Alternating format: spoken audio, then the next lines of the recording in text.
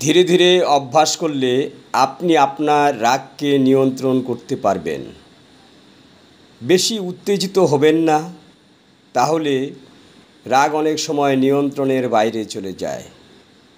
যার উপর রাগ করবেন, ভাববেন তার কিছু হবে না, এই ভাবনা থাকলে আপনার রাগ কমে যাবে। স্থান পরিবর্তন করুন।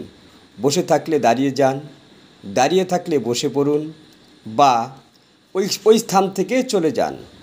আয়নার সামনে দাঁড়ান এবং গভীরভাবে নিঃশ্বাস নিন।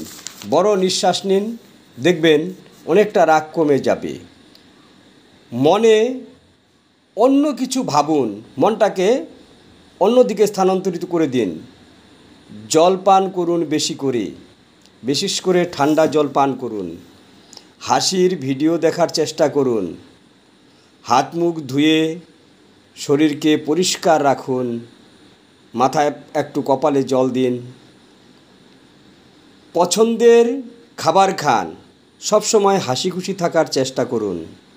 তবুও যদি দেখেন আপনার রাগ কমছে না, তাহলে ডাক্তারের কাছে যাবেন।